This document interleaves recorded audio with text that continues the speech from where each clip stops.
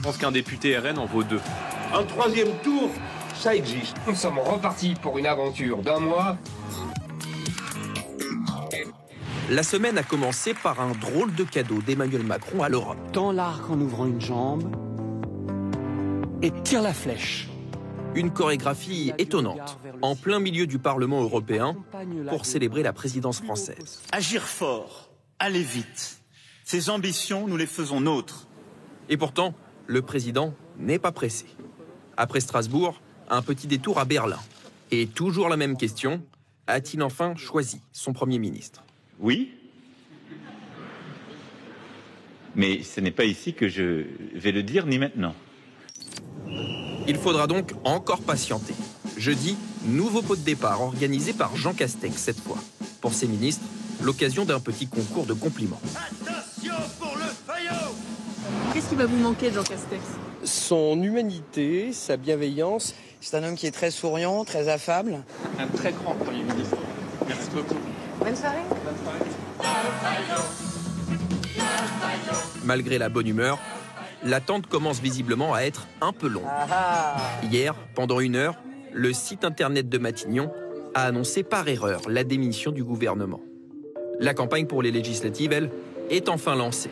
Mardi, la majorité a organisé une journée de formation pour tous ses candidats. C'est important de venir vous former aujourd'hui ? Toujours. C'est un apprentissage permanent. Comment gérer sa communication ? La leçon est offerte par Christophe Castaner. Ne prenez jamais le risque de vouloir avoir l'air plus malin parce que vous savez tout.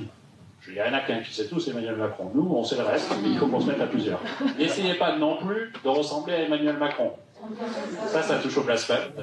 Une stratégie de campagne, finalement, c'est assez simple. Je n'ai pas 2-3 conseils, j'en ai qu'un, Emmanuel Macron. Jean-Luc Mélenchon, lui, est de retour à Marseille, dans sa circonscription. On vous a jamais croisé à Marseille ? Moi non plus. Il ne sera pas candidat à sa réélection.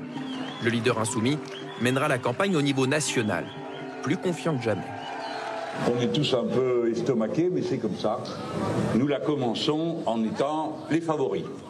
Petit rappel aux électeurs, s'il devient Premier ministre, il appliquera son programme. Dans la Constitution, il est marqué à l'article 20 que le chef du gouvernement détermine et conduit la politique de la nation. Voilà.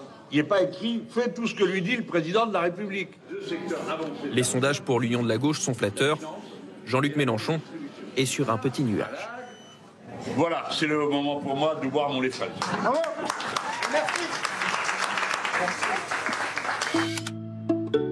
Après une longue hésitation, Éric Zemmour, lui, sera finalement candidat, dans le Var, là où il a réalisé l'un de ses meilleurs scores.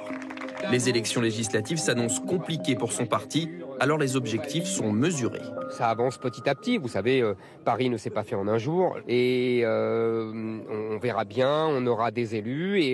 Et de toute façon, moi, je ne raisonne pas comme ça. Pas d'alliance avec Marine Le Pen, mais désormais au moins un ennemi commun.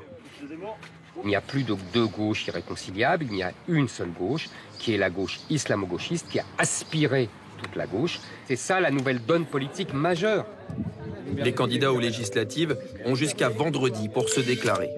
Sur les 12 candidats à l'élection présidentielle, ils seront 6 à briguer un mandat de député.